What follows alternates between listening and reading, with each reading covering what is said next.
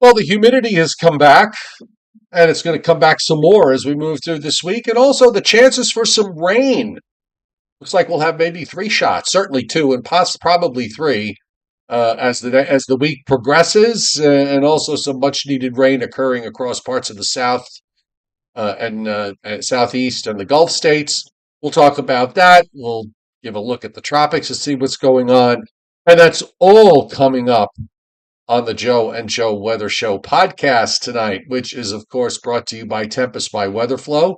Get the revolutionary Tempest weather system. Join the fastest growing observing weather network on the planet. The link is on the descriptor to this podcast. Use the coupon code Summer 2024, because if you do, you will get. 10% off. Yes. And here we are on a Sunday. I hope your 2 days off were good, Mr. Rayo. Mine were okay, nothing special. Actually, we did get a substantial amount of rain here. I got about 2.5 inches of rain. The problem is that the heaviest part of the rain was at 4 o'clock in the morning. And when you have a metal roof, Yeah. um, okay, I mean, it really just sounded like I was in a war zone with the raindrops hitting on the metal roof. But we got 2.5 inches of rain, which is good. And it's actually rained here 4 days in a row. And this is the third day in a row where the temperature just, I could have said 75 for a round number, but it got to 76 today. So that's the highest temperature we've been in any time in the last 3 days here in beautiful North Georgia. Well, it was for the most part a dry weekend here, although a few showers, or maybe light showers, or you might even call them sprinkles, depending upon your viewpoint, did sneak in here at the end of the day yesterday and into part of last night. When we woke up this morning, they were all gone. The sun was back out, and I would say it was a moderately humid, not uncomfortably or oppressively humid weekend, but a moderately humid weekend. Certainly nothing to match the glorious day we had here on Friday, where it was almost letter perfect, but nothing like what we had to deal with, through much of last week, where every day the dew points were at or above 70, and it was very oppressive. So it Yeah, was, it's like in the winter time, if it goes to zero and then the temperature goes to 20, you feel warm or warmer. I mean, yeah. it is warmer, but your body acclimates to these things. Although humidity is probably one of the tougher things to acclimate to. And it turned out to be, again, a dry Sunday. It's dry as I speak to you now with a fair amount of clear sky and sunshine, but again, a moderate amount of humidity, nothing that could not be handled, as opposed to, I mean, a week ago, it felt like, temperatures in the high 90s to near 100, but it was nothing like that this weekend, although it was certainly distinctly more humid than what we were dealt on Friday, which was a letter perfect, beautiful day. Not enough of those days that we've had so far in this summer of 2024. Right. And this week coming up, the humidity is coming back. The excessive heat is not coming back through this work week. And what is also going to be different this time around with that humidity is that we've got a pretty decent setup for a southwest flow and tropical moisture coming northward and bringing not continuous rain. Obviously, that's not going to be the case. It looks like there's three distinct waves that are going to be moving up, bringing the risk for some downpours and maybe a couple of thunderstorms. And I think you would agree, Joe, this is one of those summertime situations where you look at models and you say, okay, well, it's producing, at 3/4 of an inch to an inch and a quarter over the 5 day period, but it's some local areas with this sort of stuff where you get a downpour or a thunderstorm that's a bit stubborn and a bit stronger. You wind up with double those rainfall amounts.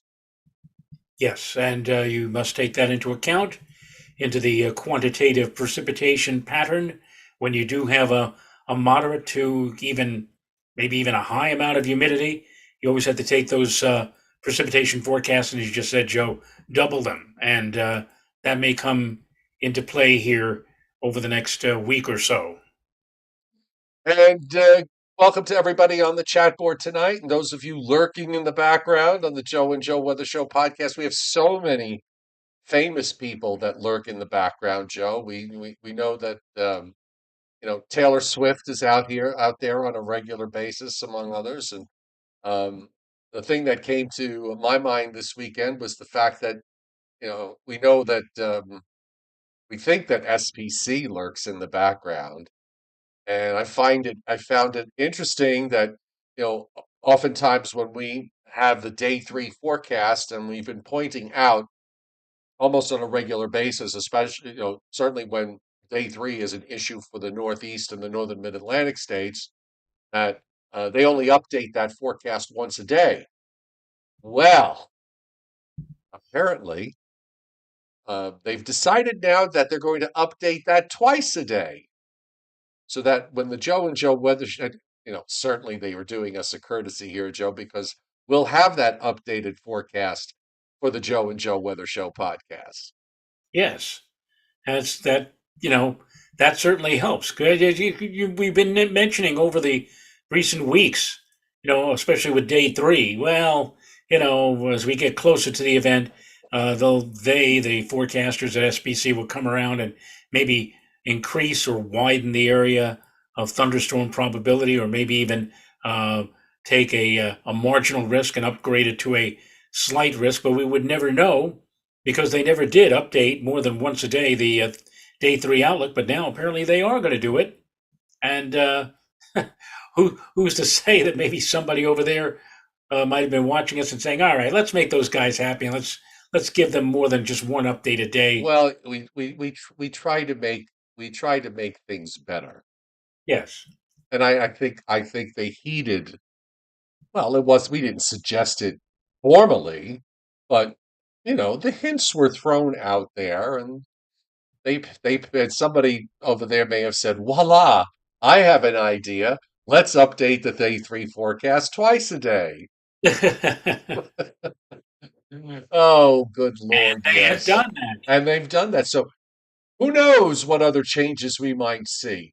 Uh, but just hang in there, because I'm sure there'll be a few more coming along from other Weather Service offices that we know are lurking in the background. Speaking of lurking in the background, if you are lurking in the background and you want to be part of the conversation, you can always subscribe to my YouTube channel using your Gmail account and join all the nice people that are on on the chat board on a regular basis. Make sure that you turn your notifications on so you don't miss us. And of course, if you don't join the chat board, that doesn't mean you can't like the show. So if you like the show, do hit the like button so Joe Rayo can ring the bell if when we get to 100 likes. And when you Zillow, Joe, the first to hit the tip jar tonight, hopefully not the last. Thank you, Thank you, Ken. Ken. Most appreciated.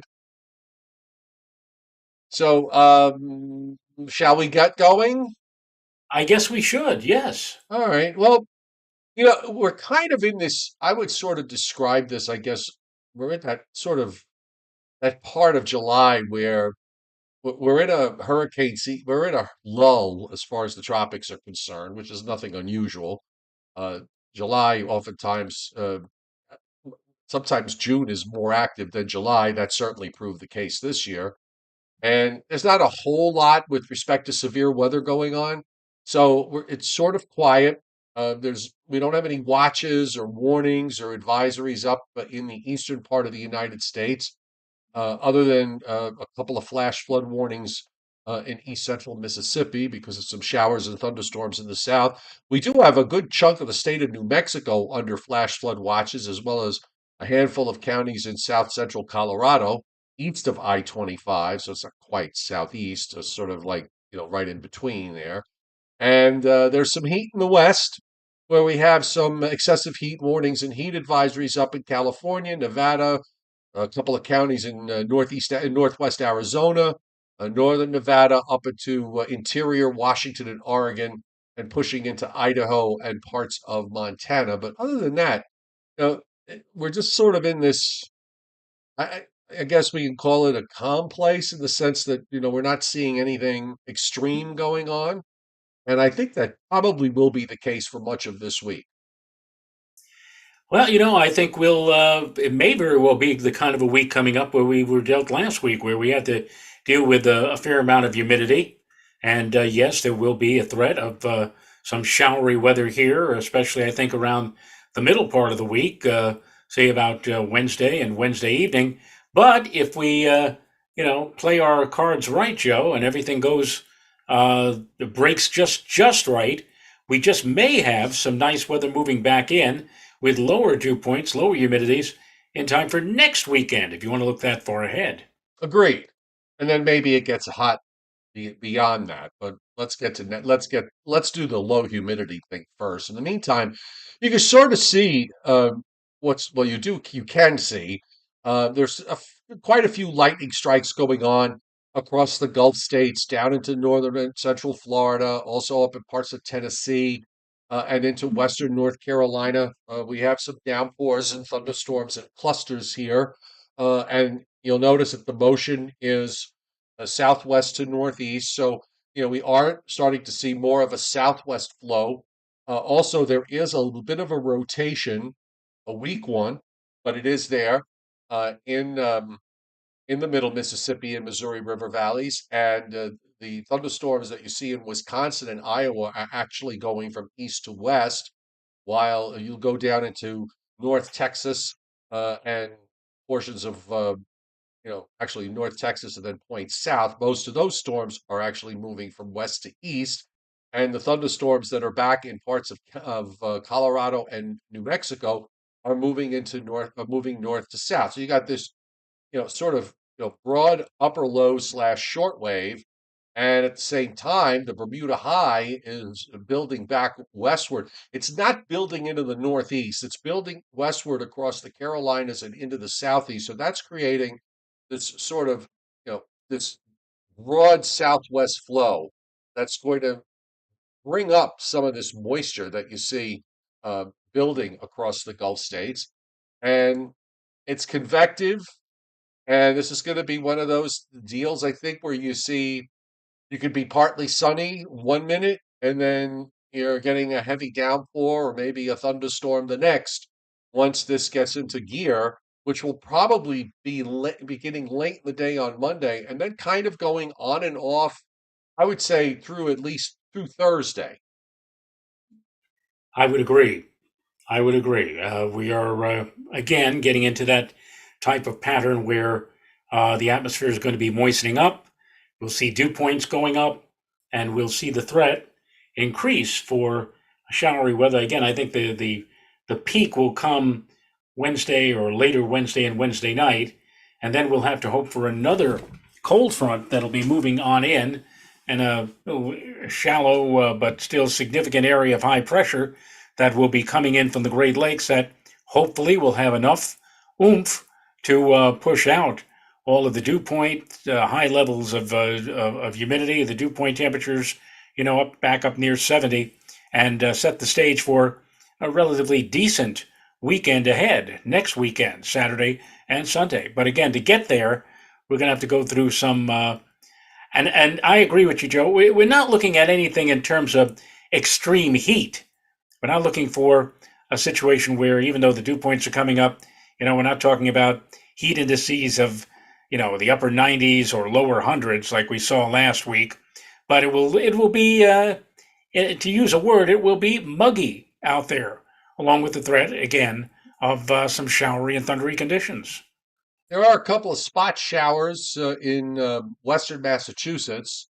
There's also a couple of spot showers in parts of southern New Jersey, probably somewhere east of Philadelphia. We're seeing some spot showers there on the Jersey side. And then you have to kind of go down further south where you see a few more in Western Virginia, southern West Virginia.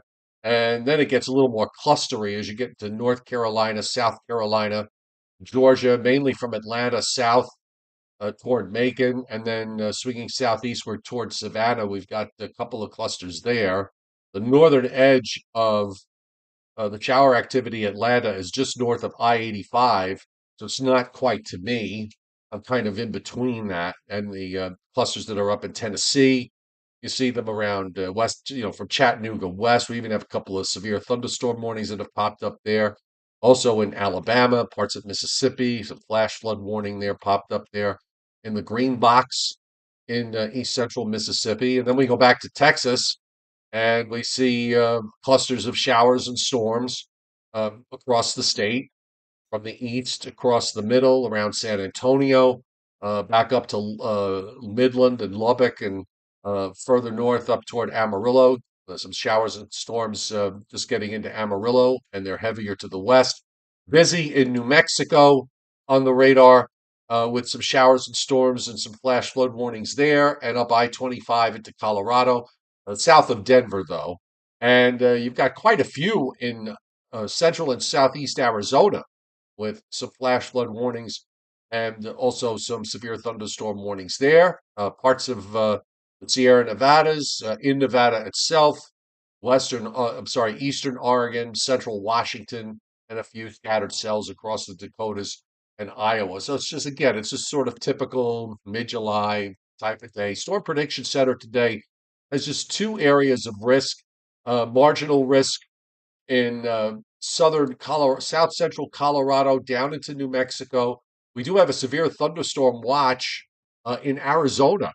Don't see that too often. I mean, you see thunderstorms there, and you see severe thunderstorm warnings, but they tend to be scattered or isolated. But they actually have a watch box up there for Arizona. I think that also includes the Phoenix area, which is kind of interesting.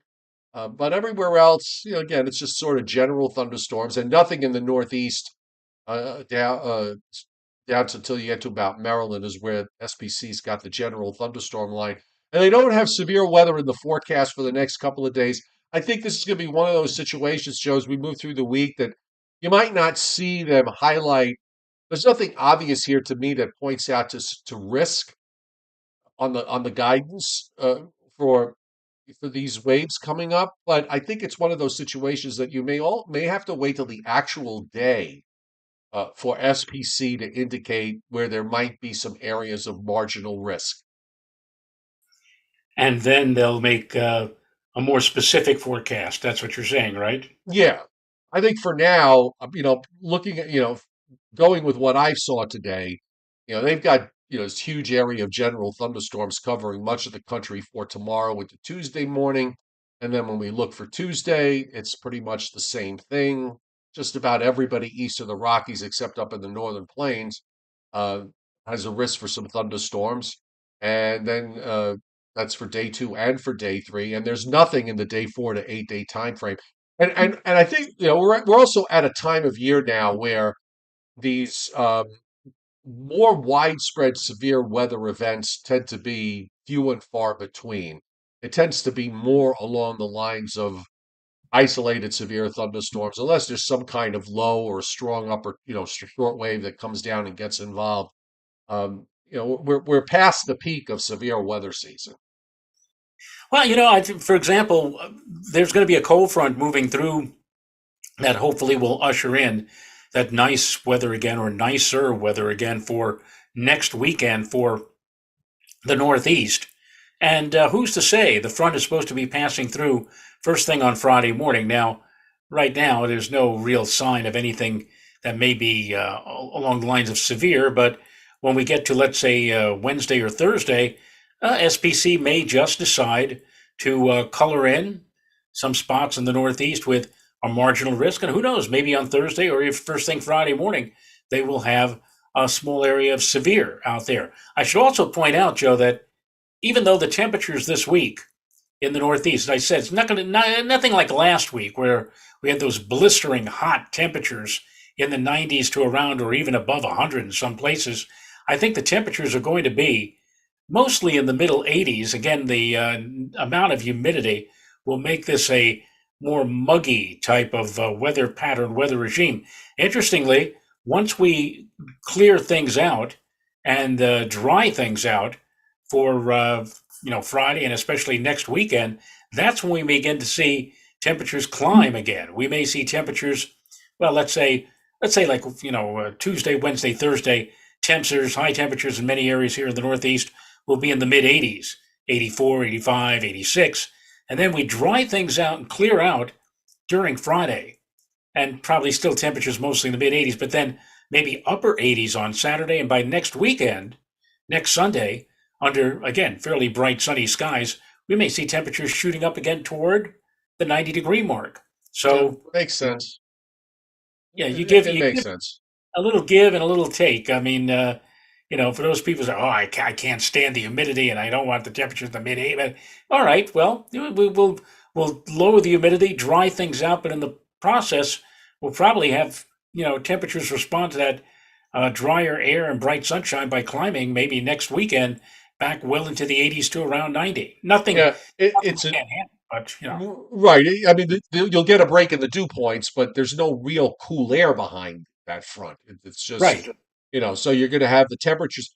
Actually, you can just make the argument that because of the fact that we're dealing with these waves coming up this week, that a lot the temperatures may also depend on how much cloud cover you have. If you wind up with a lot of cloud cover during the day and you're dealing with on and off downpours, you might be closer. You may wind up having places that are in the, say, upper 70s or perhaps as much as lower 80s, but and not much higher than that. But you take that out of the equation and you just dry the air out. But again, there's no real cool air push behind the front. The temperatures could wind up certainly being higher after all this tropical moisture gets pushed out of the way. right, So yeah, anyway, WPC very bullish on rainfall in the east, particularly from southern half of New Jersey southward. And if you get down into Virginia, southern Virginia, North and South Carolina, back to Georgia, they're showing areas of 2 and 3 to as much as 5 inches of rain over the next 7 days. And this is on top of what's fallen in the last couple of days, which in some areas has been on the order of an inch or two, depending on not it's not evenly distributed, but when you look at this, it sort of implies that well, if you were in a spot that didn't get thunderstorms today, you might be the spot that gets the thunderstorms tomorrow, so that when it's all said and done, by the time we get through the end of the week, um, everybody's going to wind up with something, and it's going to be sizable. And of course, again, as I said earlier, Joe agrees with me on this, that this time of year. You get into some of this stuff, it's convective. You could have a forecast for an inch and a half, and somebody winds up with a 3 inch rainfall. So that's not impossible. And we right, have also, right, we've got big rains also for Texas, for the coastal bend of Texas. There's an area here of that orange area is just want to make sure I got the colors right. It's either, there's actually some 7 to 10 inches notched out in there, but it's a general 5 to 7 inch area of rainfall into southwest Louisiana. So the Gulf states are going to do pretty well with this as far as rainfall. The Southwest also showing some areas with pockets of significant rains in New Mexico of 2.5 inches plus, and also in Arizona. Uh, Most of the state is going to see some rain out of this, and it even pushes up into parts of Nevada, Utah, Colorado, Wyoming, Idaho, and of course it lightens up as you go further to the north. Also, not a whole lot of precip around the Great Lakes, generally a quarter to a half an inch, a little bit higher on the upper peninsula of Michigan, a little bit higher in northern Minnesota. And in New England, it's a quarter to pockets of a half inch or higher in parts of Maine. But in general, we could say it's probably mostly half to 3/4 inch rainfalls there. And as far as flash flooding is concerned, WPC's got risks for the southeast, the Gulf states, and particularly into the southwest, where they've got a big area of slight risk. That's 15 to 40% probability. That's from now till tomorrow morning, and then a repeat performance tomorrow. The slight risk pushes up into Delaware and southern Pennsylvania.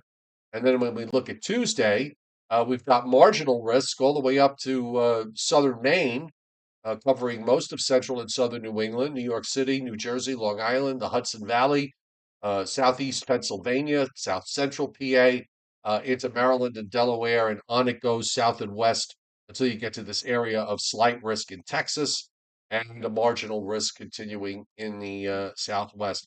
I think the upper air kind of says it all. So if you look at the upper, we're gonna look at the upper air here. And this is what it looks like tonight. We're on the edge of a northwest flow in the upper atmosphere. Okay, so let me just highlight this for you here. So here's our flow is just we're kind of on the edge of it, which is it's pulled up far enough north to allow for some of the humidity to rise, but not to get out of hand. You've got an upper low that is somewhere in Missouri, Illinois, and there's a southwest flow that is setting up just to the south of the Northeast. And over the next couple of days, as we get rid of this now, let me just erase this in a moment here. There we go. And we'll move it along. The other thing to look at is the fact that right here, this is the western edge of the Bermuda High. And that high is actually, it's out there. Here's Bermuda. It's that little dot right here. I'll just put a little X there for Bermuda. So the high is just to the east of there. And as I said earlier, the high is actually building more westward than it is northward.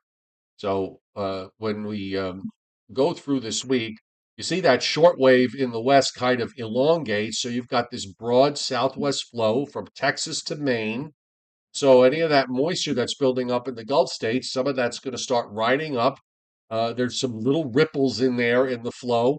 So those are going to be the little waves that go by. And then as we get toward the end of the week, you see that short wave that's swinging through the Great Lakes on Wednesday and through the Northeast. Kind of looks like the one we had late last week that comes through sometime on Thursday. Maybe that will be the one that maybe there'll wind up being some stronger thunderstorms with that as it goes by. But then we're back into the northwest flow for Friday and for Saturday, and then starting Sunday, we start to see that northwest flow pull up to the north, and this is where we see the potential for temperatures to start rising as we the late next weekend and into early next week. Right, with that ridge flexing its muscles, so to speak, it looks like that after a little bit of a respite next weekend, we may see again the uh, the high pressure ridge predominate and bring back a spell or a siege, if you want to call it that, of warm to hot temperatures for the final days of July and on into the beginning of Well, August. if you look at the flow, if you believe it, it doesn't look like it lasts long because the northwest flow from Canada takes over as we head toward August 1st. And I mean, it doesn't cool it down much, but it probably takes away, takes the edge off of it, and maybe brings a little bit of dew point relief again. But we'll see how it plays. That might be real. It might not be. The GFS loves to amplify things in the long range. Then you get closer, you find out that it's not nearly as amplified, or it might not even be there at all. So we'll just be a little cautious on that. And here's a close up of the east. Well, everybody east of the Rockies, at least, just to show you what's going on this week. Let me just make this map just a touch smaller so that we could see the date on there. So you can watch these waves come up. Here's one that comes up. This is the GFS representation of the radar. It's got a little weak low there in northern West Virginia Monday afternoon with some showers and probably some thunderstorms in eastern Pennsylvania and northwest New Jersey. And then they sort of move over everybody during the evening hours. Then that area goes out. Um, then you see some stuff that starts to bubble up again on Tuesday, although it looks like the bulk of it holds off until Tuesday night into Wednesday. Then you get another break. And then we wait for a cold front that might produce some showers and storms late in the day on Thursday, which the GFS has. And then beyond that, you see the high kind of, it's a very weak high. I'll switch over to the other map so that you can see it a bit better with the isobars. There's weak high pressure over the Great Lakes that builds in for Friday and Saturday, and then it goes offshore. As we get to Sunday, things start to warm up. Right, And as I said before, a shallow dome of high pressure, yeah, nothing really potent or robust or strong, but just strong enough to bring us, drier conditions, sunnier skies, and better conditions than what we're going to be dealing with into a good part of this upcoming week. yeah, there's a little bit of dew point relief here. I got the dew point map up. Looks like the dew points drop into the 50s next Friday afternoon, and then they kind of hold there for Saturday and into Sunday morning. and then they start to come up by later Sunday afternoon and Sunday night. And then, of course, you go into next week for Monday and Tuesday. You've got these dew points in the 70s for Monday and for Tuesday, and for Wednesday and Thursday. Still some high dew points here, but you know they do pull back the latter part of next week. They also start to pull back a little bit. But again, that could be the GFS overdoing things. Let's look at the tropics really quickly here. And I want to take a look at we're going to look at the precipitable water loop, Joe, because, uh, I mean, we pointed out last week when we were looking at the tropics, there was a lot of dry air. And if you notice, today in Africa, north of 20 degrees north, some extremely dry air. And this is, some of that Saharan dust coming out. And, kind of all through next week, much of the tropics are dry.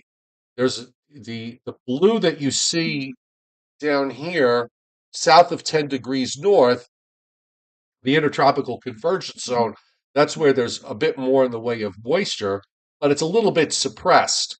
Back in June, we had this zone uh, where you would normally see it in August. So this is suppressed to the south, and you still have these little waves of dry air, very dry air and Saharan dust coming off the coast there of Africa, going into the first days of August.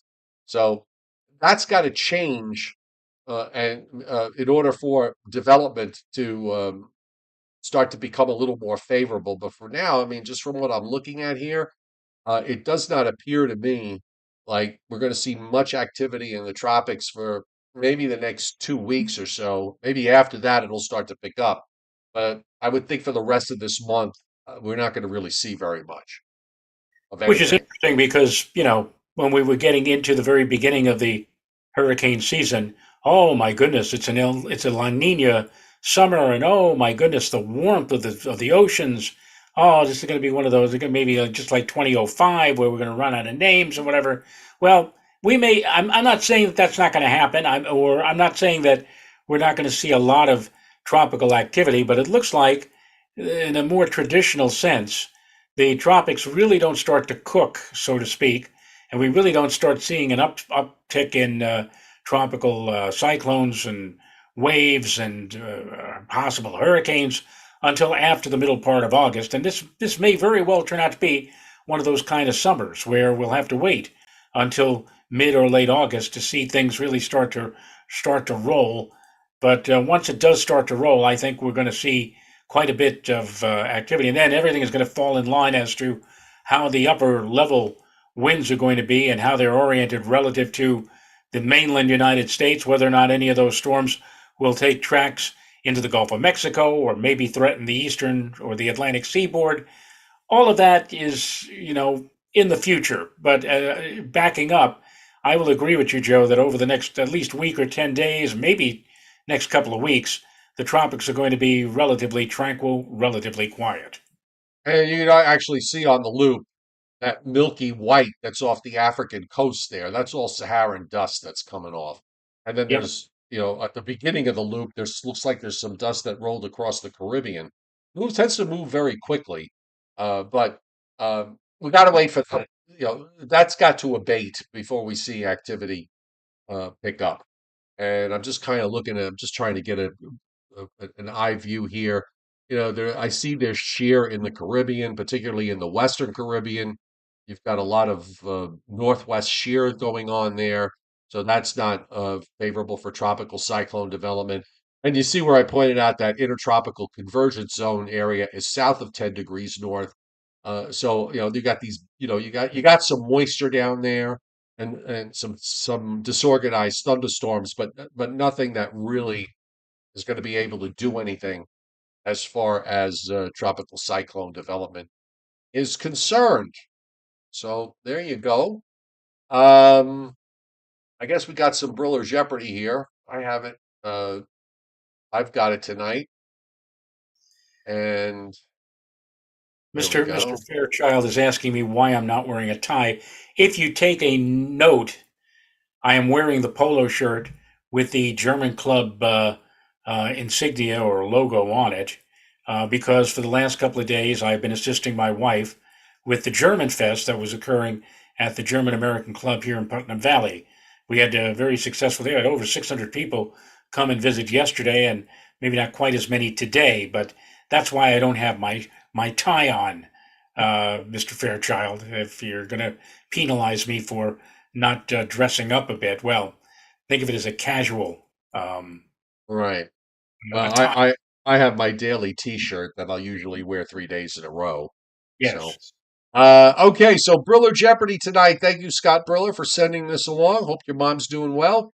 What president? We're still on presidents, which, given everything that's happened in the last week, is probably a good subject matter to be on. What president had the longest first name? The longest first name? Yes. Oh,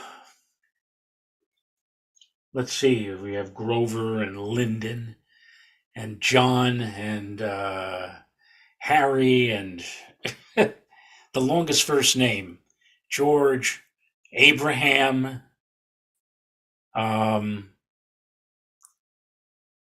I know He's there not a must be particular. It's not a particularly well-known president. I will, I will Dwight. say that much. No, Longest first name, not last name, first name. Okay. Christinapedia says Theodore. That's a good guess. It's an incorrect guess, but it's a good guess. So there's that. It's not Theodore and Benjamin. No, Frank R. It's not Benjamin. Again, he's not Abraham and not a particularly well-known president here. Shall I give the answer? Alexander. We didn't haven't had a President Alexander. We haven't. I'm thinking of Alexander 4444. The line is busy. There it is. Northern Grace and Christinapedia now have gotten it. Rutherford. Rutherford. Rutherford B. Hayes. As I Yes. said, not one of our well-known presidents. Who was the shortest president in terms of height now? The shortest president.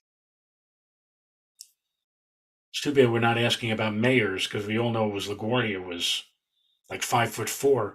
Shortest And president. by the way, Lou Costello was like a perfect pick to pay. He was shooting when he had his heart attack and died. They were beginning to shoot a biopic that he was starring in about Fiorello LaGuardia, and he was playing LaGuardia. And that was like, when you look at Lou Costello and you look at what LaGuardia looked like, that was a perfect actor for it. Well, there's a line in the Broadway play. There's a line in the Broadway play Annie. One of the songs I think is NYC, where Daddy Warbucks says, "What other town has the Empire State and a mayor 5'2"? Right. Talk about contrasts or whatever. Well, that we had a president that was not quite 5'2", but close to it. Well, how about the tallest president? No, I didn't ask you about the tallest president. I'm Well, I asking you mean, I'm about the just saying. shortest president. Well, I mean, like I would say when he wasn't wearing his top hat was probably Abraham Lincoln. As far as the Uh, shortest president, I have no clue. Well, I can tell you that our brilliant folks on the chat board have the answer. Frank R, Joe S, and Mike Waterhouse all got it. James Madison, he was 5'4". Now, Now, who there was were taller, James or Dolly? well, I don't know how tall Dolly was, but she made great ice cream. What were the only three presidents? There are three presidents whose first and last name start with the same letter. An alliterative type of No, I president? mean his Well, first name and his I last already name know. started with the I already same know letter. one. I already know one. The W. Woodrow Wilson. And that is one, correct. There's two more. Two more. And actually, these presidents, Oh, uh, I, talked uh, about we talked about the other one. We talked about the second on the list just a few nights ago. Silent Cal. Yeah, right. Calvin Coolidge is the other one. Right. Frozone 10 suggests Henry Harrison. Actually, I'm sorry, my glasses are a little foggy. I thought it said Harry Harrison, the DJ. But no, no, not William Henry Harrison, because his name was William. Uh, actually, these presidents all served in the same, they all served within like 20 years of each other. So you've Frank got, Frank R. I think has number three. um, Well, oh, Ronald Reagan. He didn't put Ronald Reagan in there. So that actually there's four. So there's one more. Ronald really? Reagan. Yeah, so there's a fourth. I forgot about Ronald Reagan. He left Ronald Reagan out. Um, okay. Joe, there's nothing like this type of vacuum cleaner when you're picking up dirt.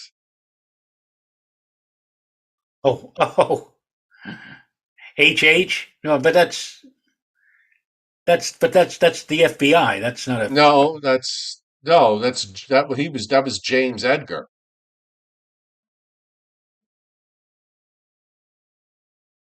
James Edgar. Yes, the Christinapedia and Latex Dreams and Vincent Croce. Herbert Hoover. Not Hubert Huber. Her, not Hubert. Herbert. Right. Okay.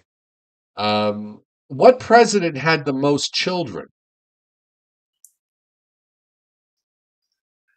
Oh and how boy. many? Well, that would be an easy question if Robert Kennedy became president, but that's not the case. Oh, he Um, would never have come close to this. really? Yep, not even close. Wow. I Actually, love actually, not Vincent even Croce. close is probably exact. He's kind of close. He was kind of close. Vincent Croce says Bill Clinton, but he didn't know it. Frank B. and Monsieur Fairchild uh, have it. It's John Tyler, and John Tyler had 15 children. Joe, 15 children. 16. Wow. No, 15, 15. They multiplied like the Tylers multiplied like head lice, for God's sake. What was the only president? There was one president that didn't have any children.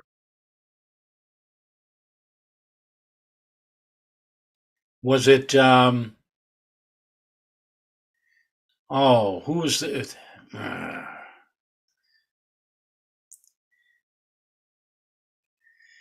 God, Joe. What's so frustrating is I used to have a mind like a Rolodex, Yeah, I know. So did I. and And that uh, will, and the holes down the roller deck on the cards are all frayed, and the cards have like blown away somewhere. I get it. This is not another not well known president. I would be shocked if anybody got this. who was the one with? Who was the president that was involved with the Teapot Dome scandal in the early 20s or whatever? Oh, no, I don't think so. Hold Oh, on. Let me see. I'm gonna just, since I have the answer, so I'm allowed to Google it. It's not a president that if you took history, you would spend a lot of time on. Oh no, he was this was 1800s. I'll just say that. okay, all right. Oh, Mark G got it. Polk. Hulk. James K. Polk. Let's see, how tall was Dolly Madison? Let me look that up. How tall was Dolly Madison? Um, he was taller, 5'7". That was an interest. That would have made an interesting Yeah, couple. exactly. A couple of what I don't know, but yeah, Ah, she was only 5'7". All right. So I think we covered it all tonight. Had a little fun besides. Trying to think, was anything else that went on in my life this week, these last few days, that of importance? No. One thing is when it does rain here, it makes things really tough because there's not a whole lot to do when it's raining, so you're sort of stuck in the house all day. I could go to Walmart, but that's about it, really. Maybe I could go to Home Depot, but I didn't need anything at Home Depot. So anyhow, um, that's it. So, shall we say good night? I guess we can. We'll be back Joe, tomorrow. we will. Tell everybody that, Joe, about tomorrow. We'll be back tomorrow at 7:35 p.m. We're here normally Sunday through Thursdays, unless there's something extraordinary or unusual that's happening, in which case we'll actually come on Friday or Saturday. But usually, and such is the case tomorrow, we will be back at 7:35 p.m. Eastern Daylight Time, and we would like to invite all of you and invite your friends to come on over and listen to a show dedicated to the proposition that all weather is not necessarily created equal. Joe and Joe Weather Show podcast brought to you by Tempest by Weatherflow, the revolutionary Tempest weather system. Get one and join the fastest growing observing weather network on the planet. The link is on the description of this podcast. The coupon code is, Summer 2024, and if you use it, you'll get 10% off. 99, everybody. Night